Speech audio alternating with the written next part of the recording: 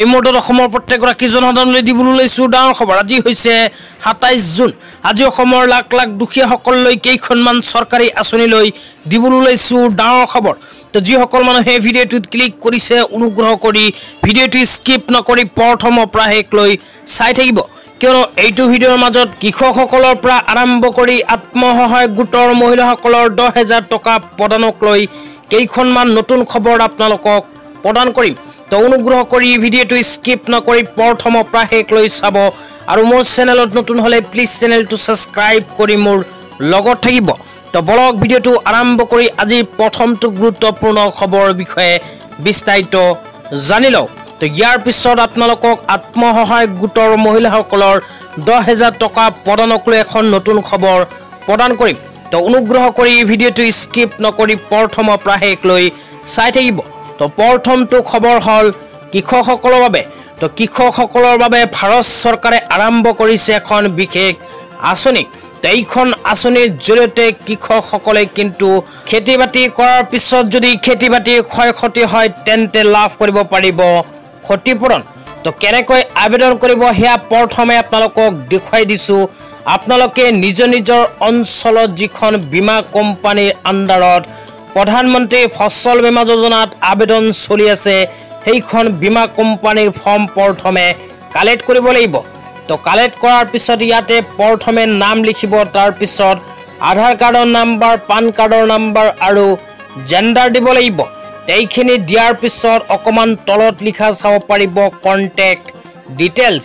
তো contact details যে লিখা আছে ইয়াতে প্ৰথমে নিজৰ গাঁৱৰ নাম লিখিব, তাৰপিছত লিখিব পোষ্ট অফিচৰ নাম, তাৰপিছত ভিলেজ, তাৰপিছত ব্লকৰ নাম, তাৰপিছত ডিষ্ট্ৰিক্টৰ নাম, ষ্টেট, লগতে আপোনালোকে নিজৰ পিন কোড নাম্বাৰটো লিখি দিব।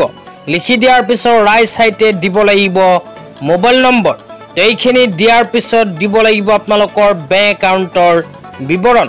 প্ৰথমে একাউণ্টৰ নাম, তাৰপিছত ব্ৰাঞ্চৰ নাম, ব্ৰাঞ্চৰ এড্ৰেছ, একাউণ্ট টাইপ, তাৰপিছত দিব লাগিব বেংকৰ নাম, IFSC কোড দিব লাগিব আৰু একাউণ্ট নাম্বাৰ দিব লাগিব। এইখিনি দিয়াৰ পিছত অকণমান তলত আপোনালোকে লিখা চাব পাৰিব পাৰ্টি এট্ৰিবিউশ্যনছ। তো ইয়াতে আপোনালোকে নিজৰ ডেট অফ বাৰ্থ লিখিব, ফাদাৰ্ছ নেম লিখিব, আপুনি কিমান মাটিকালিৰ কাৰণে প্ৰধানমন্ত্ৰী ফচল বীমা যোজনাত আবেদন কৰি আছে ইয়াতে কিন্তু দিব লাগিব।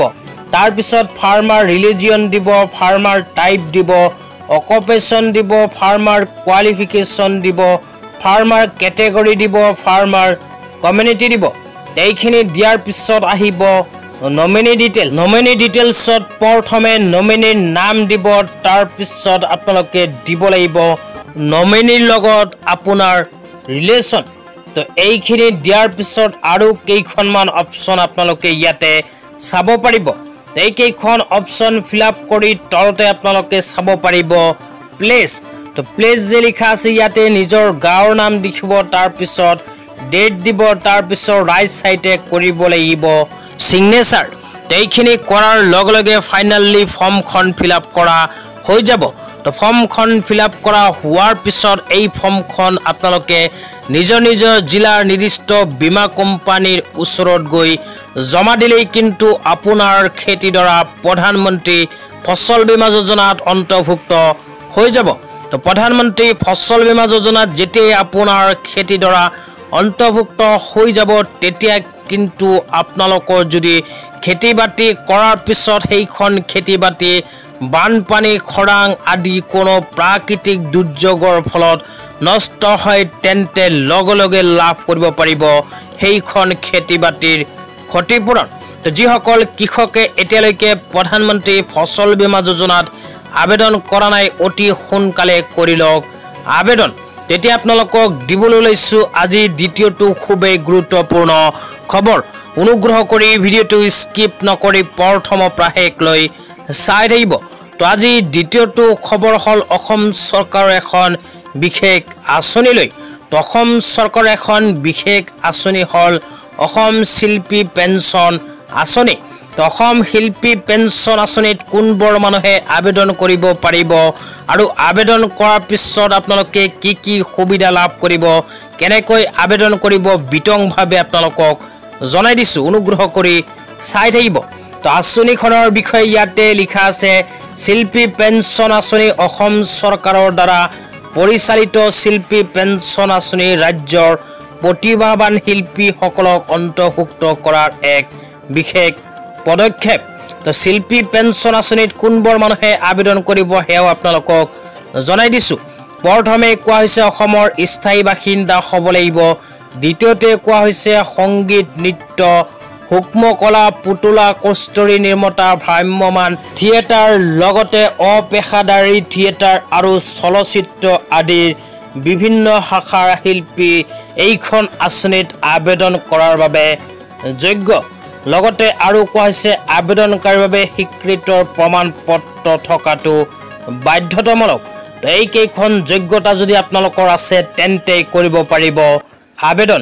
তো আবেদন কৰাৰ সময়ত কি প্ৰমাণ পত্ৰৰ প্ৰয়োজন হ'ব আপোনালোকক জনাই দিছোঁ। প্ৰথমে কোৱা হৈছে পেন কাৰ্ড, আধাৰ কাৰ্ড, বয়সৰ প্ৰমাণ পত্ৰ, ডমিচিয়েল চাৰ্টিফিকেট, পৰিচয় প্ৰমাণ পত্ৰ যেনে পাছপোৰ্ট, আধাৰ কাৰ্ড, ভোটাৰ ID কাৰ্ড। ইয়াৰ পিছত আৰু কোৱা হৈছে স্বামী স্ত্ৰী যৌথ ফটোগ্ৰাফ, বেংকৰ পাছবুক, ইনকাম চাৰ্টিফিকেট, শিল্পীৰ মৃত্যুৰ প্ৰমাণ পত্ৰৰ লগতে অক্ষমতাৰ প্ৰমাণ পত্ৰ, স্বীকৃতি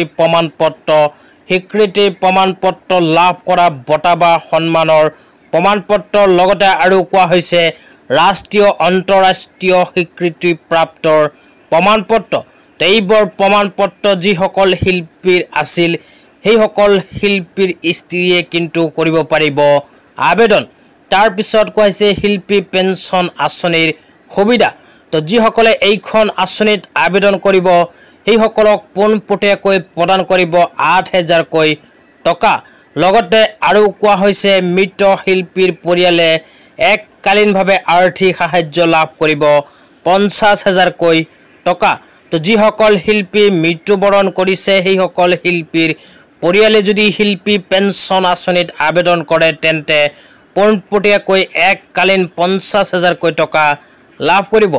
আৰু আবেদন প্ৰক্ৰিয়া সম্পৰ্কে যদি জানিব বিচাৰে নিশ্চয় এইটো ভিডিঅ'ৰ কমেণ্ট বক্সত কমেণ্ট কৰি জনাই দিবলৈ নাপাহৰিব। কমেণ্ট বক্সত কমেণ্ট কৰি জনাই দিলে ইয়াৰ নেক্সট ভিডিঅ'ত আপোনালোকক আবেদন প্ৰচেছ সম্পৰ্কে জনাবলৈ চেষ্টা কৰিম।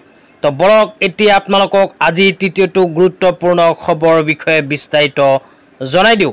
তো আজি তৃতীয়টো গুৰুত্বপূৰ্ণ খবৰ হ'ল আত্মসহায়ক গোটৰ মহিলাসকলৰ 10,000 টকা প্ৰদানক লৈ। তো যিসকল মহিলাই আত্মসহায়ক গোটৰ লগত জড়িত হৈ আছে সেইসকল মহিলাক অসম চৰকাৰে নতুনকৈ গ্ৰহণ কৰা সিদ্ধান্ত অনুযায়ী প্ৰদান কৰিব 3টা কিস্তিত টকা। তো 3টা কিস্তিত কেনেকৈ টকা প্ৰদান কৰিব সেয়া আপোনালোকক পোনপটীয়াকৈ বুজাই দিছোঁ, অনুগ্ৰহ কৰি চাই থাকিব। তো যিসকল মহিলাই অসম চৰকাৰে বান্ধি দিয়া 145টা ব্যৱসায়িক কাৰ্যক্ৰমৰ ভিতৰত যিকোনো এটা ব্যৱসায়িক কাৰ্যক্ৰম কৰাৰ কাৰণে বিজনেছ প্লেন ফৰ্ম জমা দিছে সেইসকল আত্মসহায়ক গোটৰ মহিলাসকলক অসম চৰকাৰে প্ৰথম বছৰত ব্যৱসায়খন কৰাৰ বাবে পোনপটীয়াকৈ প্ৰথম কিস্তি হিচাপে প্ৰদান কৰিব 10,000কৈ টকা। তো যিসকল আত্মসহায়ক গোটৰ মহিলাসকলে প্ৰথম কিস্তি 10,000 টকাটো লাভ কৰাৰ পিছত ব্যৱসায় আৰম্ভ কৰিব সেইসকল আত্মসহায়ক গোটৰ মহিলাসকলক আকৌ নেক্সট বছৰ প্ৰদান কৰিব 12,500 টকাৰ দ্বিতীয় কিস্তি। তো 12,500 টকাৰ দ্বিতীয় কিস্তিটো পোৱাৰ পিছত যদি সেই টকাখিনিৰ সৎ ব্যৱহাৰ কৰি আকৌ ব্যৱসায়খন আগবঢ়াই লৈ যায় তেন্তে আকৌ নেক্সটত তৃতীয় কিস্তি হিচাপে বেংকৰ ফালৰ পৰা 12,500 টকাৰ লোন প্ৰদান কৰি দিব অসম চৰকাৰে। তো 3 নম্বৰ কিস্তি যিটো লাভ কৰিব সেয়া কিন্তু আত্মসহায়ক গোটৰ মহিলাসকলে বেংকক ঘূৰাই দিব লাগিব। বাকি 2টা কিস্তি কিন্তু ঘূৰাই দিব নালাগে, সম্পূৰ্ণ ফ্ৰীতে লাভ কৰিব। লগতে আত্মসহায়ক গোটৰ মহিলাসকলৰ ফৰ্ম ভেৰিফিকেশ্যনৰ কাম অসম চৰকাৰে কিন্তু ইতিমধ্যেই আৰম্ভ কৰিছে। বহু আত্মসহায়ক গোটৰ মহিলাসকলৰ মোবাইল নম্বৰত আহি গৈছে SMS। তো আপোনালোকৰ যদি অহা নাই নিশ্চয় কমেণ্ট কৰি জনাই দিব।